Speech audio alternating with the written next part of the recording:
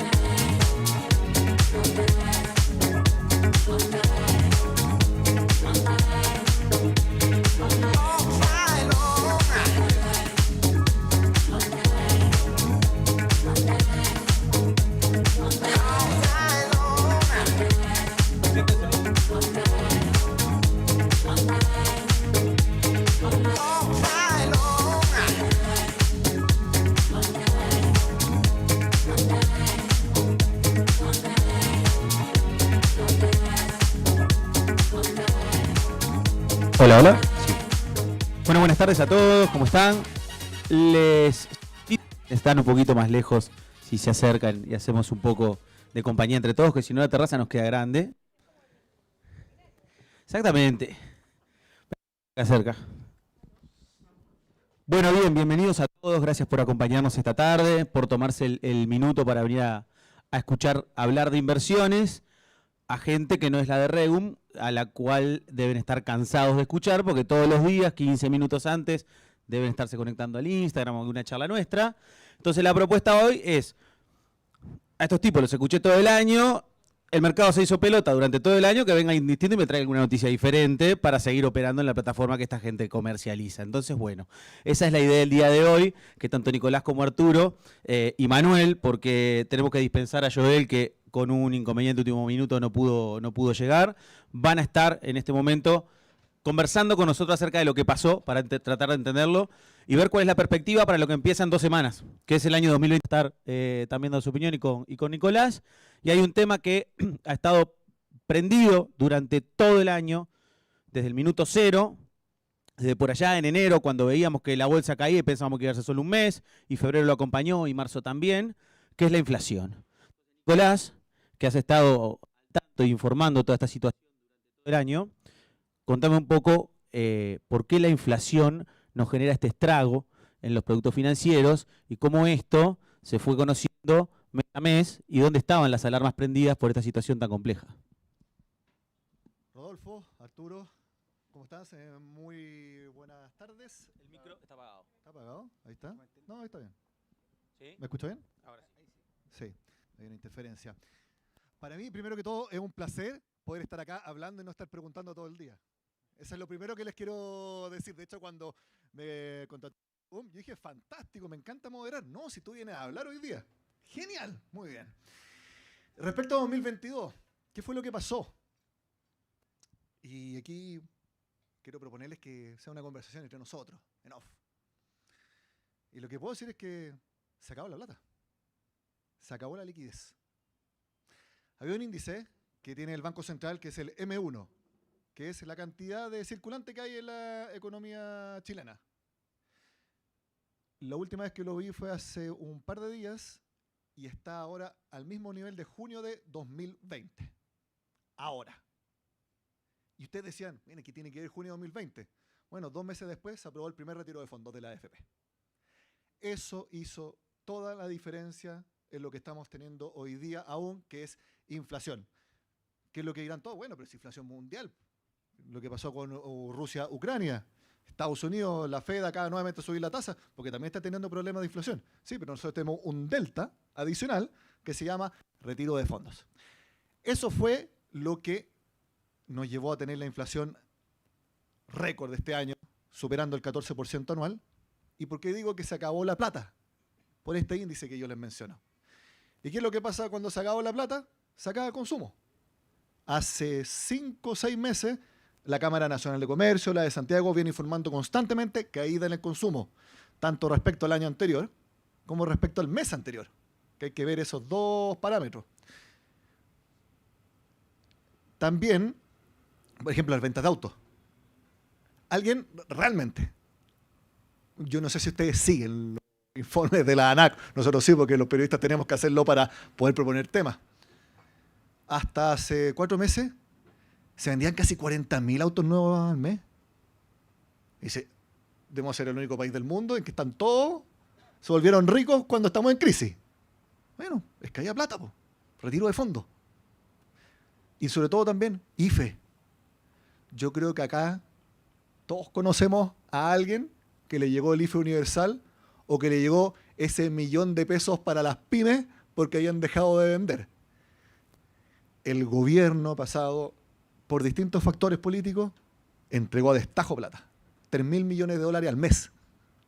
Entonces, sumado esos dos factores, la liquidez inundó el mercado.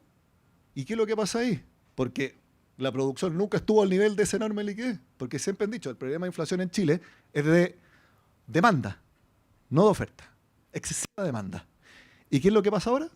Esa demanda se va a ajustar. Fuerte, ya se está haciendo. Corolario de esto es que, y esto también me lo contaron, se los cuento en off, los precios de los autos usados ya empezaron a bajar. Ojo con los nuevos. Porque el dólar, tendencia a la baja. Arturo sabe mucho más de eso que yo. Y estamos ahora en ese momento. Y el Banco Central ya no va a subir más la tasa. Algunos pensaban que podía bajarla, de hecho, en enero, para empezar a contrarrestar la caída de la actividad económica que va a ser cada vez más fuerte. Sin embargo, no lo va a hacer todavía porque aún quedan algunos resabios de la inflación. Pero el punto es que ya prácticamente no hay vuelta atrás en la tendencia bajista, sobre todo en el consumo. Y eso va a llegar a las presiones inflacionarias a ser cada vez menores.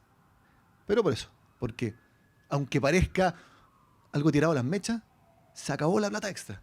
Y eso, en esta pasada, es una buena noticia.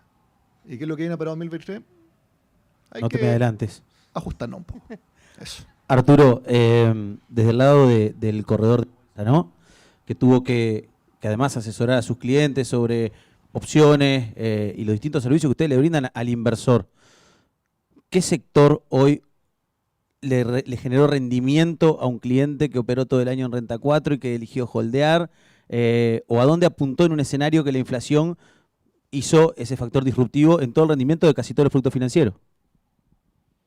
Bueno, muy buenas tardes, muy buenas noches. Estamos entre medio.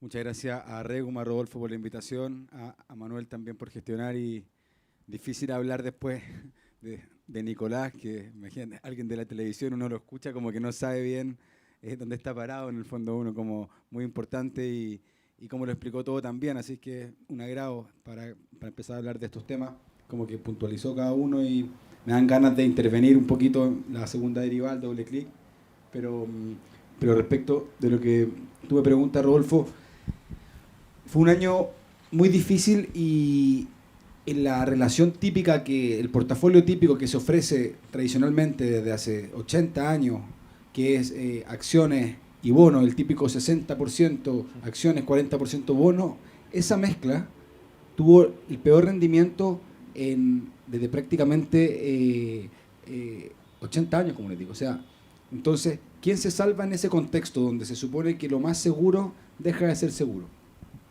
Y por otro lado, miramos el mercado chileno y cuánto ha rentado. ¿Alguien sabe cuánto ha rentado el mercado chileno este año? ¿Y cuánto ha rentado el mercado afuera? El mercado chileno ha rentado un 22%. El mercado afuera ha rentado un menos 20%. El 3 de enero estaban máximos históricos, 4.800, y hoy día están 4.060 por ahí, o 4.050. O sea, vemos una dicotomía entre el mercado local y el mercado internacional. Entonces esa es una primera decisión muy importante que hay que tomar. O sea, nunca nosotros recomendamos ir al uno o al otro en un 100%, pero sí una decisión es decir, bueno, ¿a dónde está la oportunidad? ¿Están en Chile o están afuera?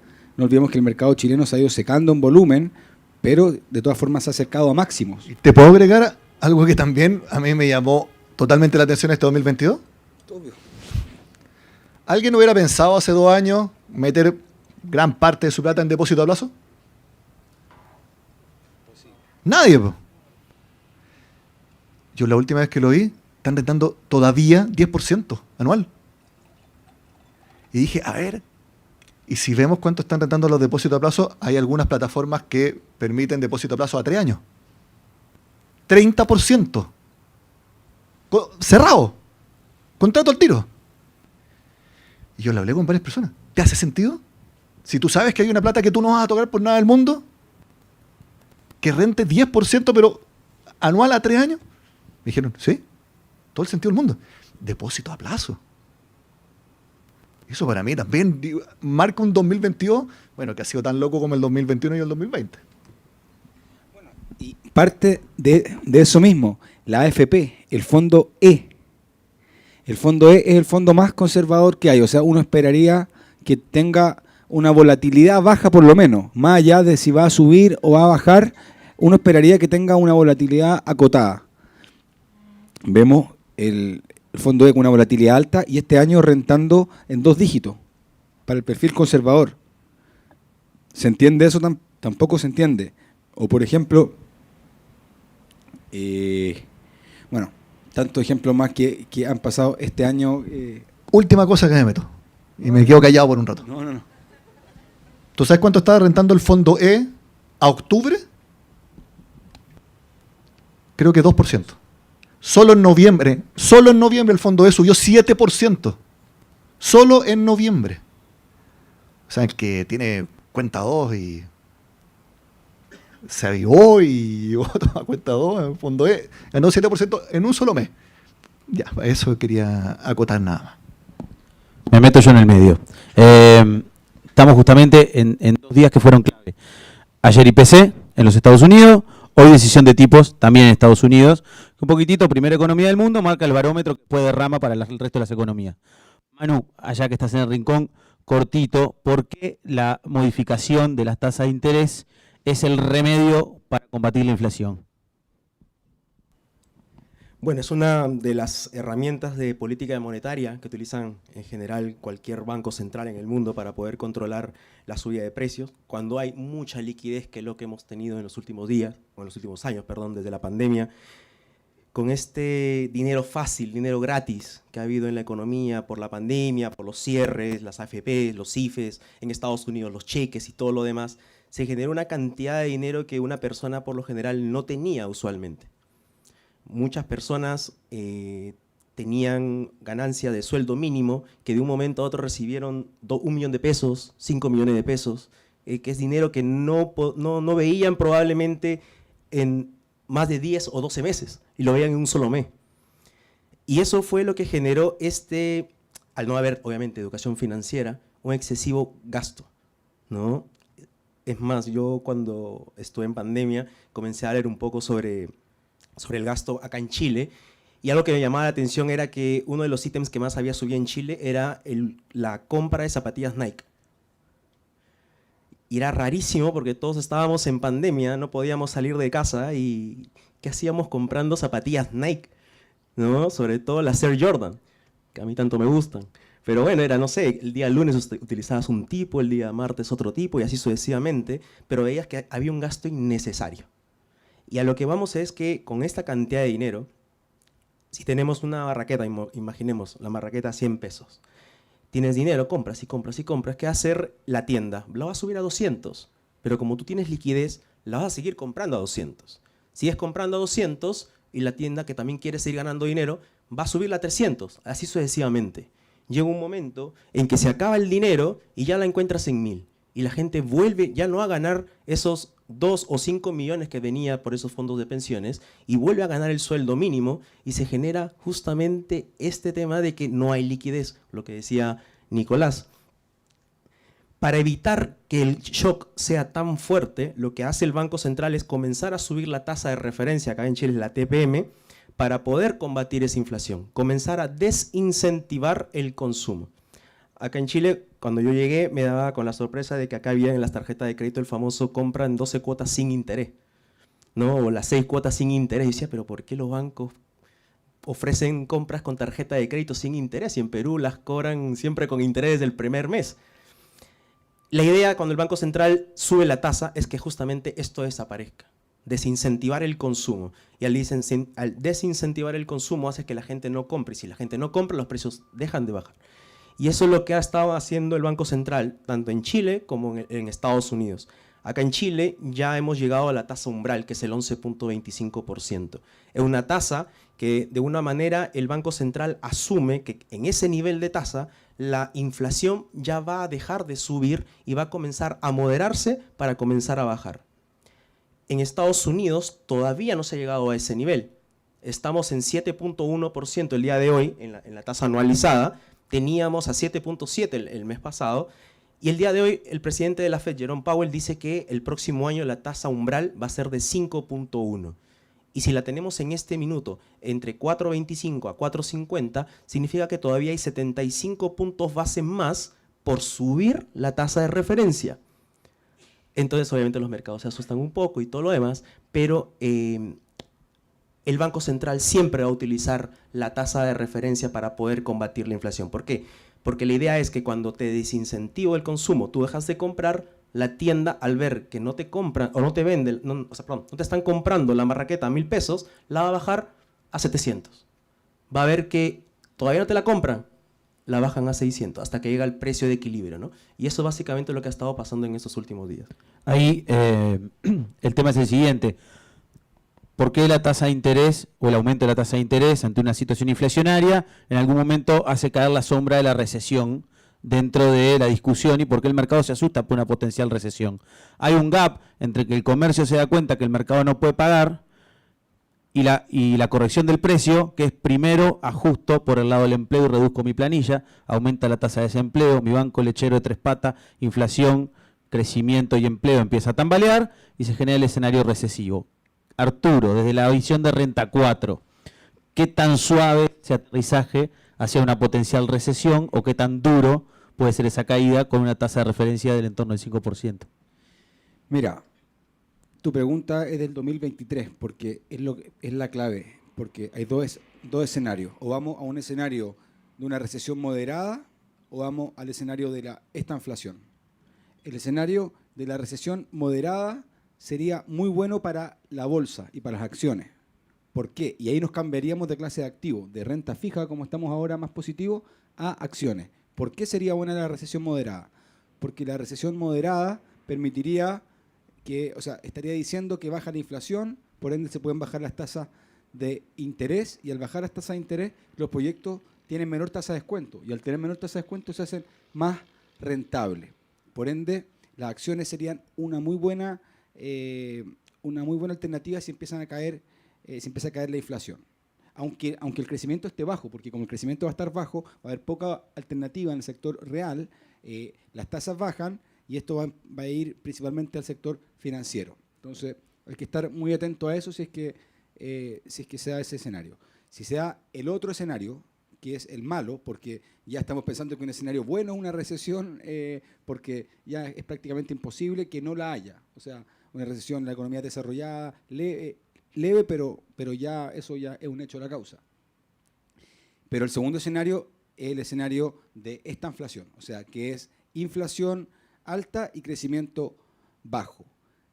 Algunos piensan que eso no se va a producir porque ven a la inflación como un tema de oferta o de demanda. Entonces, como dicen, es un tema de oferta o de demanda. Si es que baja la demanda, van a caer los precios. Entonces, con un crecimiento bajo, cae la inflación. Pero es una forma, de repente, un poco estática, porque la forma dinámica es decir, bueno, si es que hay menor crecimiento, esto va a afectar a ambos lados, porque va a afectar a la oferta, porque van a haber menos proyectos de inversión, entonces van a haber menos productos disponibles, menos servicios disponibles, menos economía de escala, pero también va a afectar a la demanda. ¿Por qué? Porque va a haber menor poder adquisitivo. Entonces, ¿qué es lo que ha pasado en malos escenarios como Argentina o Venezuela? Ha habido esta inflación en el sentido de que la inflación no cayó cuando hubo crecimiento bajo, sino que se mantuvo arriba. Entonces, ese es el segundo riesgo y ese es el peor de los mundos Y ahí es donde se complicaría el escenario porque las tasas tendrían que seguir altas, las tasas nominales parecerían atractivas, que es lo que ahora pasa con los depósitos a plazo, que parecen atractivas, pero un inversionista de medio o largo plazo no debiera tener todo su patrimonio en depósitos a plazo. Eso es algo muy cortoplacista porque es un interés. Yo la inversionista individual como uno nomás, retail. No. Pero que, lo que digo es que el depósito a plazo aparentemente es bueno en términos nominales y eso yo no lo niego y como parte del portafolio, por el bajo riesgo además, es súper interesante. Pero no hay que olvidar el largo plazo y eso es importante complementarlo con los bonos y con las acciones. Estamos en una economía en K. La economía en K son ganadores exponenciales y perdedores exponenciales. Por eso que el stock picking Sí, no, termina. y la selectividad estamos acostumbrados porque... Es que yo lo entrevisto mucho, entonces ya... siempre estamos así. Y hemos hecho una buena amistad también en estos años, ya llevamos un buen tiempo. Pero lo que te quería decir es que la K, los ganadores exponenciales, los perdedores exponenciales, y esa selectividad es clave. Dentro de los mismos sectores, por ejemplo, el consumo, está los dos grandes y uno está haciendo bien y el otro mal. Entonces, más que nunca la selectividad es importante y tener los escenarios muy claros para una vez que se van materializando, tener bien claro a qué clase de activo voy a ir y qué estrategia o plan de trading voy a hacer. Ustedes son buenos ahí también. Ahí lo dejamos a Manuel, que algo siempre se le ocurre. Pero saliendo, vamos a sacarnos un poco de la zona de confort, porque para mí hablar de finanzas hoy por hoy y no hablar del rendimiento de las criptomonedas o los criptoactivos también es un tema. De tu lado, Nicolás, el tema FTX y todo esto que tuvo tanta repercusión, ya medios financieros tradicionales, por decirlo de alguna manera, por la potencia que tienen hoy por hoy a través del capital que administran, ¿qué tanto repercute o qué tanto preocupa a los actores principales del mundo inversor tradicional esta situación y qué tanto se analiza hoy por hoy al Bitcoin como un activo de riesgo más en comparación con acciones, etcétera y demás, a la hora de tener que escribir una columna financiera o tener que hacer un reporte o tener que hablar con un head office o alguien de trading de alguno de los bancos de inversión? Te cuento un hito. Lo leí, no sé si hoy día temprano o ayer. ¿Tú conoces a Tom Brady? Quarterback de los Patriots, debe ser el mejor futbolista americano en la historia de la NFL. Lo quieren demandar porque él apoyó en algún momento, no sé si es FTX directamente, y yo dije, wow, esto ¿qué demuestra? Yo no soy un experto en criptomonedas, estoy lejos de serlo, pero yo he hablado con mucha gente que hace trading con criptomonedas, y a mí me pasa algo que yo me imagino que también le pasa a muchos reguladores, que todavía no lo internalizan, que todavía no lo entienden del todo, o bien lo entienden, pero están tan acostumbrados a analizar valores como es renta fija o renta variable, que tiene sus propios parámetros y sus propias métricas, que las criptomonedas tienen una métrica totalmente distinta, y lo que está pasando ahora con FTX lo hace aún más complicado. Y sobre todo para nosotros, los periodistas que somos periodistas, o sea, nosotros no somos traders. A nosotros se nos exige saber lo mismo que un trader, saber lo mismo que un experto en minería, saber lo mismo que un experto en pensiones. Bueno, en nuestro trabajo, ok. Pero yo he intentado muchas veces tratar de entender bien el fenómeno de las criptomonedas y debo reconocer que si uno no está en el día a día, a mí me cuesta un poco saber lo que está pasando y a mí me cuesta también poder abordarlo correctamente. Y yo creo que lo que ha pasado con FTX enredó mucho más todo esto.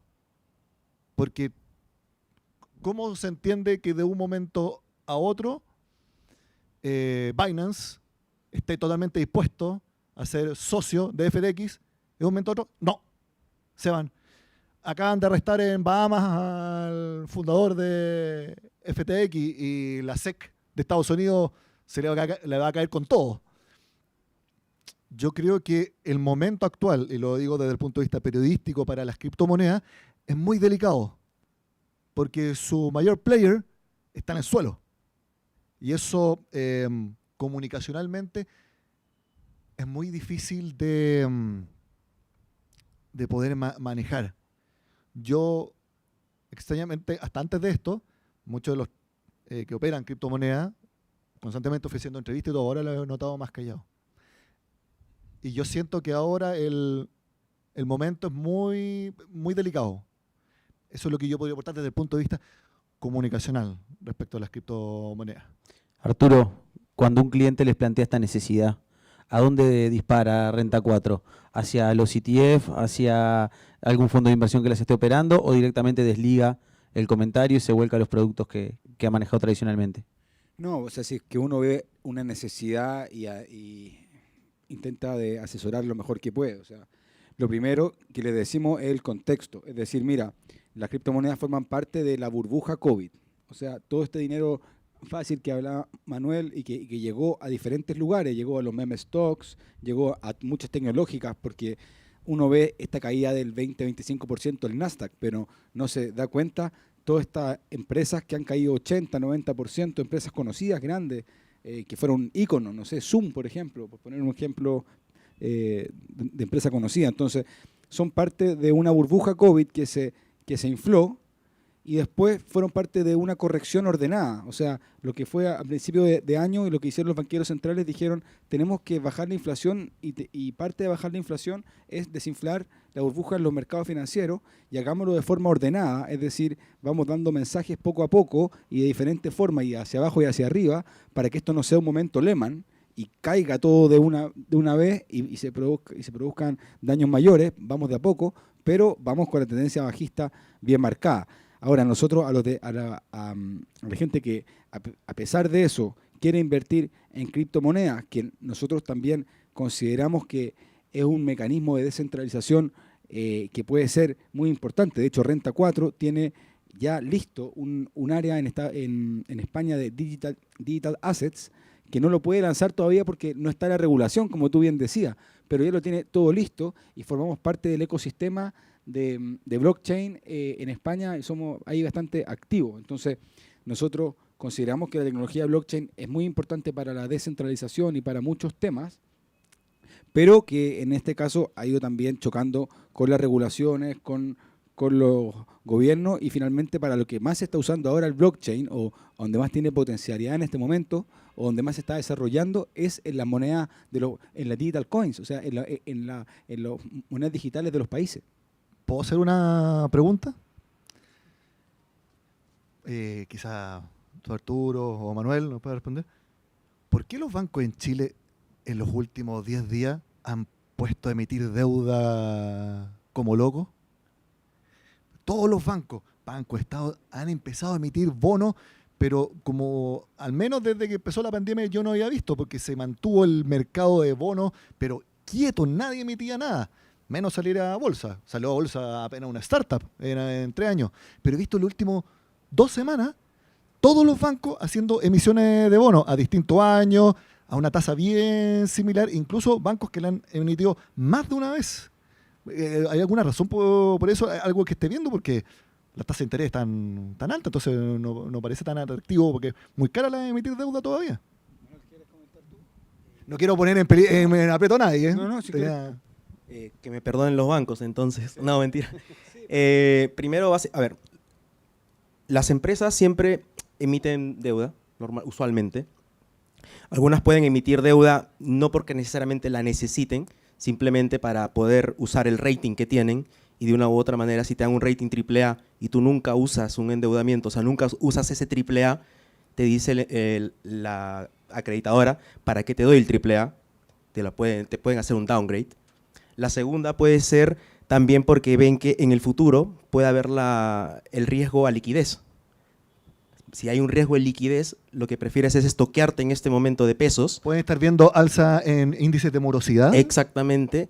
O también retiros de dineros.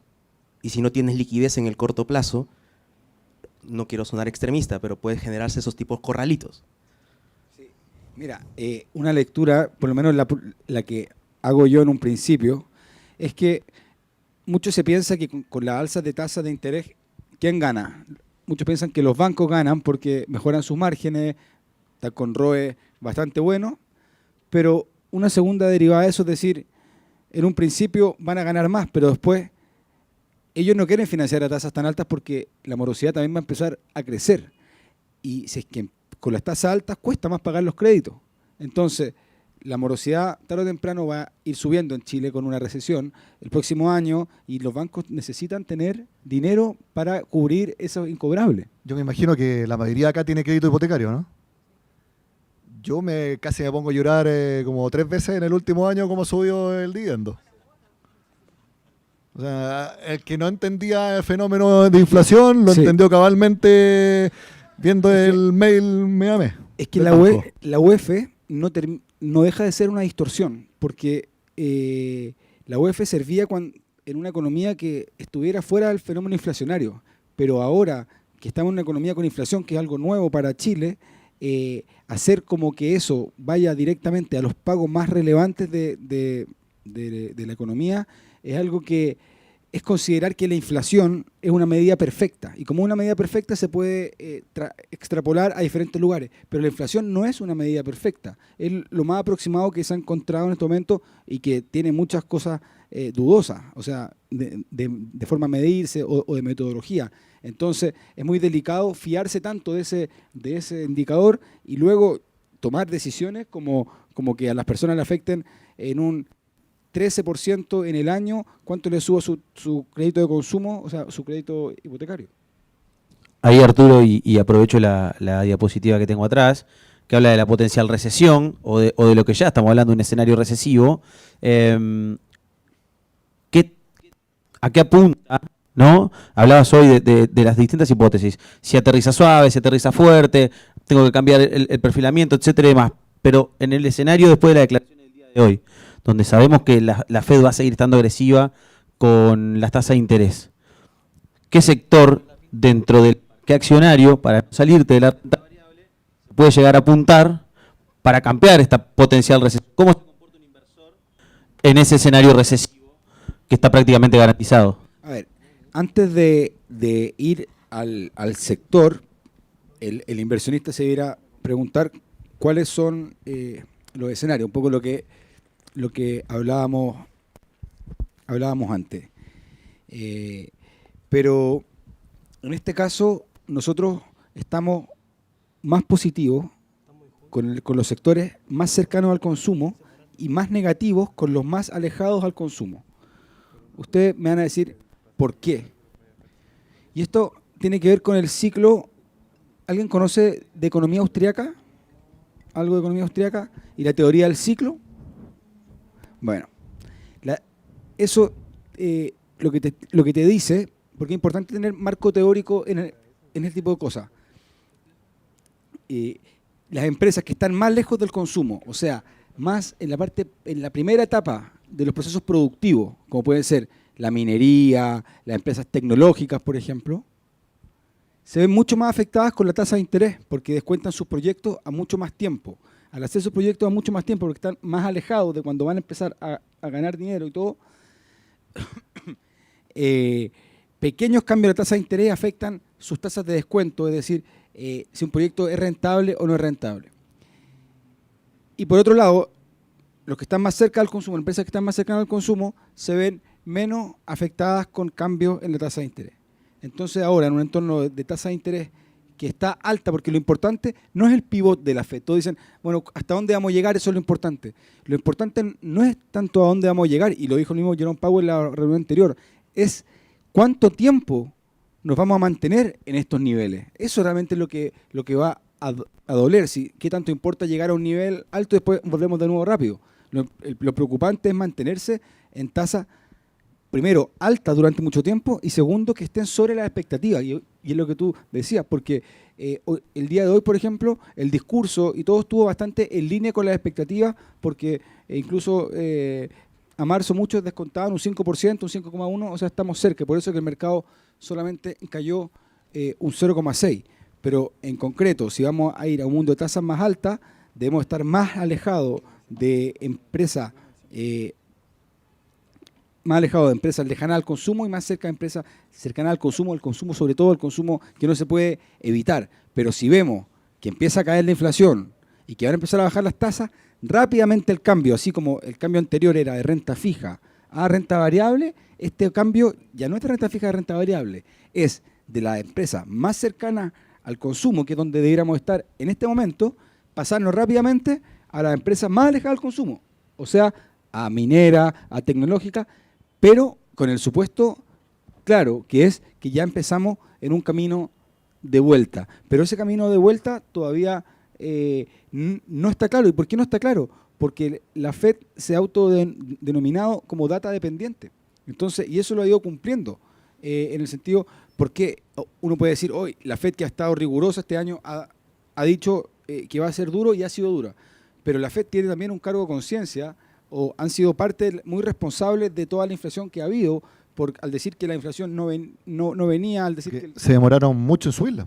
Se demoraron demasiado en subirla. Que era transitoria, decía. Bueno, esa es la palabra, transitoria.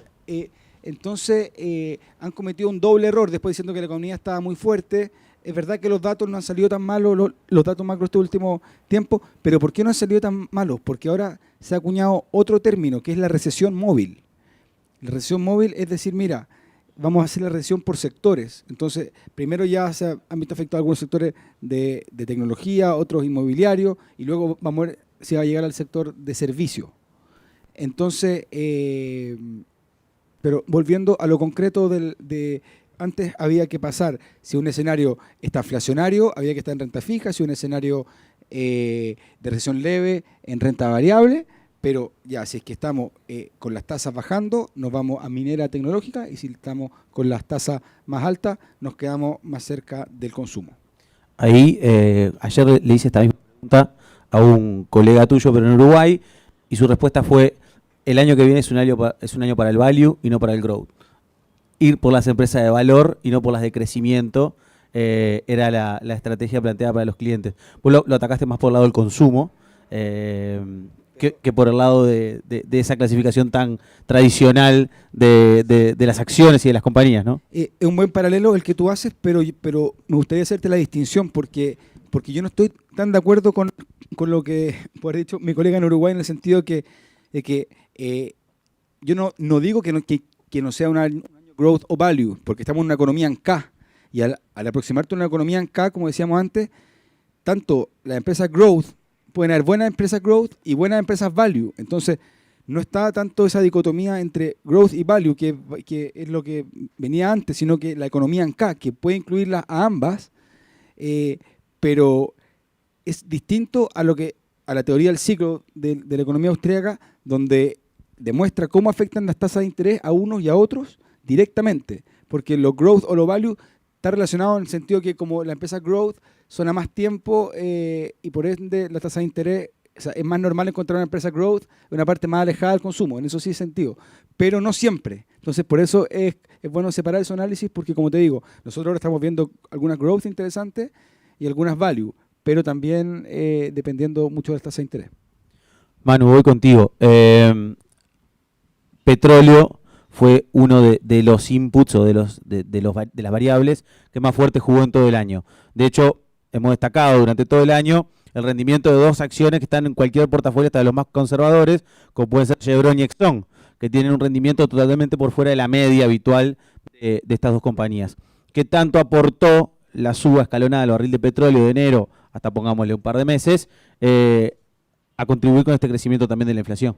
¿Puedo decir algo? Sí. Mañana caen 10 pesos en la benzina, por ser tercera vez consecutiva. Claro, puede pasar. Sube 2, baja en escalera y sube el ascensor. Sí, en realidad, lo que más afecta el consumo o el aumento, perdón, del petróleo es en la inflación, en un tipo de inflación que el día de hoy justamente el presidente de la Reserva Federal, Jerome Powell, le puso énfasis. Porque dice, ya, ok, la inflación se viene mostrando con una clara caída, de una u otra manera, hasta por algo pasó de 9.1 la anualizada a 7.1, pero dice hay que ponerle énfasis a la inflación subyacente.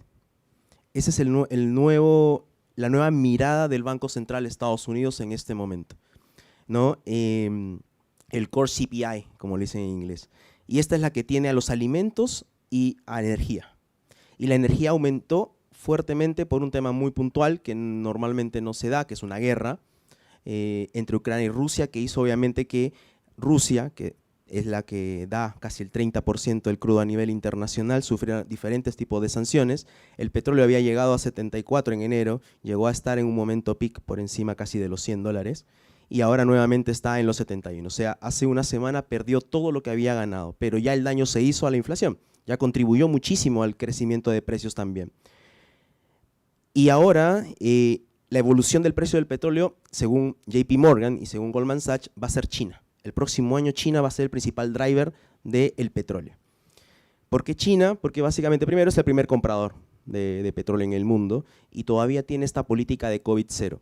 La política de COVID-0, para aquellas personas que todavía no estén internalizadas con este concepto, es básicamente que si en una sola región de China puedan haber 40 millones de habitantes, pero una sola persona se infectó de COVID, cierra toda la ciudad. Y el tema puntual es, el miedo del mercado es que esto pueda pasar en una ciudad donde hay un puerto, por lo cual China no podría comprar barriles de crudo ni nada por el estilo. Esta política de COVID-0 al menos no va a cambiar hasta marzo, que es la siguiente reunión del Partido Comunista en China para poder elegir al presidente Xi Jinping y en teoría se debería también, entre comillas, eliminar esta política. Pero mientras permanezca y nace esta incertidumbre sobre si seguirá o no. Por ende, mientras quede esta incertidumbre y paralelamente tengamos que hace menos de un mes, ¿no?, la Comunidad Europea, los 23 países juntos acordaron poner un tapón al barril de crudo ruso en $60, hemos tenido esta volatilidad muy rara en el precio del crudo. Tiene algo de sentido que bajemos 10 pesos, por ejemplo, a partir de mañana, como decía Nicolás, porque claro, si el barril cuando anunciaron los europeos que iban a ponerle a $60 y el barril del WTI a nivel internacional estaba en 82, no tenía sentido que en un lado estuviera 60 y en otro lado 82, obviamente uno va a preferir comprar el de 60. Automáticamente el precio del crudo por eso pasó de los 82 a los 72 que estamos actualmente. Y eso genera obviamente diferentes tipos de volatilidad. Ahora, en estos últimos 2 días hemos visto comportamientos anómalos porque ayer tuvimos el dato de IPC en Estados Unidos, que fue sorprendente, y el día de hoy la Fed subió 50 puntos base también la tasa. Hemos visto un rally muy interesante del oro, pero mientras eso se mantenga y todavía las expectativas se mantienen también de los principales bancos con que el crudo pueda estar a $100 a fin de año, aunque cada vez lo veo más raro, ¿no?, porque no veo de dónde va a salir $100 el barril de crudo, pero se mantienen esas expectativas y que la OPEP siga manteniendo la idea de seguir reduciendo la producción de crudo, podríamos todavía tener presiones inflacionarias de acá en adelante por el lado de la energía. Dicho esto, vamos a hablar un poco del 2023 y ahora les voy a pedir su máxima colaboración en el siguiente sentido. Llevamos unos cuantos minutos hablando de todo lo malo que fue este año. Si la verdad tengo plata invertida, me quiero matar. Me han hecho un precioso raconto, pero vamos a darle buenas noticias a la gente, porque yo necesito que estos clientes mañana nos retiren. Entonces, Nicolás, ¿en qué nos apoyamos para tener una perspectiva auspiciosa desde el punto de vista del crecimiento de la economía para el año que viene? ¿O dónde pueden estar esas betas que se encuentren para ver buenas noticias en el mercado financiero, aún en este escenario que estamos anticipando?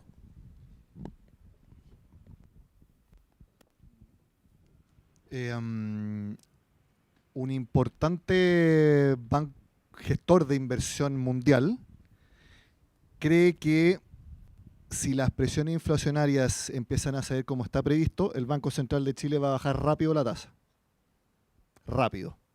¿Qué es lo que dice el mercado? Que la primera baja va a ser en abril, a 10,75. En mayo ya va a estar en 10,25 y para fin de año 7%. Eso según la última encuesta de expectativa económica. Según este gestor internacional, si eso pasa, 2024 va a ser de repunte, fuerte. Eso es lo que dicen ellos. Entonces ahí puede haber un factor. Segundo, lo conocimos el lunes, acuerdo constitucional. O sea, todos en el mercado estaban celebrando. Porque ya veían un año en que reforma tributaria, que yo creo que va a ser más lento de lo que se pensaba su trámite, ha estado disminuyendo algunas incertidumbres que había, sobre todo el royalty minero, pero ya se han ido arreglando. Reforma de pensiones. Entre nosotros, yo no le veo avance rápido. Le veo, de hecho, al revés, muy lento. Por 2 motivos. Yo he hablado con senadores y senadoras y les pregunto, ¿cómo lo ven? Así. No le ven mucha salida. Y lo otro, entre nosotros siempre, he podido conversar con actuales administradores de fondos de pensiones. Y me he juntado solamente a preguntarles. Yo sé que no me lo pueden decir públicamente ni... ¿Quieren ser IPP, inversores de pensiones privados? Las decisiones del accionista. Ah, bueno, con ese ánimo, ok. Pero si entre nosotros, ¿ustedes qué le recomendarían al accionista hacer IPP? Y se miraban entre el gerente general y el presidente. ¿Qué le decimos? ¿A qué voy con esto? No hay muchas ganas. Por no decir ninguna, o al revés. No he visto ninguno que diga, sí, por supuesto, vamos a seguir siendo inversionistas públicos privados de todas maneras. Ninguno. Al revés, yo diría. ¿A qué voy? Sin este acuerdo constitucional y ya solamente con esos dos aspectos, el año ya se veía muy lento. No terrible en cuanto a inversiones, pero sí muy lento, de mucha incertidumbre aún y por lo menos lo que yo he visto de poca inversión. Poca inversión importante. Pocas ganas, poco anuncio, como que está en stand-by. Con el acuerdo constitucional, ahora por lo menos vi a todos los gremios productivos celebrándolo. ¿Y por qué? Porque es verdad, el margen de maniobra para hacer cambios importantes es bajo. Es súper bajo. Es muy distinto a lo que vimos en el primer proceso. Por estos 12, no me acuerdo con el concepto, bases mínimas que hay, o límites, o marcos, etcétera, es muy bajo el margen de maniobra. Si a eso le sumamos que va a haber expertos designados por el Congreso, 50 consejeros, porque se llama Consejo Constitucional, 50 consejeros, propuestos todos por los partidos políticos. Si hay un independiente, tiene que ser propuesto por el partido político. Y más encima, esos mismos consejeros van a tener posibilidad de vetar alguna idea. Y va a haber también un consejo, no se llama consejo, de árbitro. Como que está todo muy, no sé si la palabra es amarrado, pero de ninguna manera hoja en blanco, suelto como era antes, nada de eso. Y yo veo a los gremios, como digo, productivos, yo diría que ya está contento. Y eso le quita una parte, o sea, va a seguir siendo tema. Va a seguir siendo tema todo el año, porque va a haber un plebiscito a noviembre, diciembre. Pero un tema en que las posibilidades de que haya creatividad enorme, que cambien el escenario de lo que estamos acostumbrados como país, ya es mucho más bajo. Entonces yo creo que lo que pasó el lunes fue algo que a todo el sector económico, incluso el timing fue perfecto. Ayer hubo un cónclave de exministros de Hacienda en la Católica. Y yo viéndolo a ellos, y viendo a los distintos gremios, SOFOFA, SPC, SNIATO, yo no fue la expresión que dijeron, pero yo les vi como haciendo un menos mal. Esa es la expresión que a mí me dieron. Entonces, yo por ese lado, en el aspecto local, yo lo veo muy positivo, porque va a seguir siendo un tema importante, pero con menos decibeles de lo que fue el proceso anterior. Arturo, voy contigo por el lado internacional. Hay un concepto que nosotros venimos manejando en Regum de un tiempo a esta parte, que es el famoso bottom del mercado, o el mínimo, o si ya estamos en esa zona, en donde la renta variable empieza a crecer, sobre todo porque ante señales a veces muy bajas, los movimientos han sido muy expresivos, como que hay una fuerza esperando. ¿Qué tan probable es que más allá del escenario recesivo tengamos un 2023 que parte desde el bottom del mercado financiero? Sí, o sea, oportunidades en el mercado financiero siempre hay, y eso no es un cliché, o sea, está muy evidente en el caso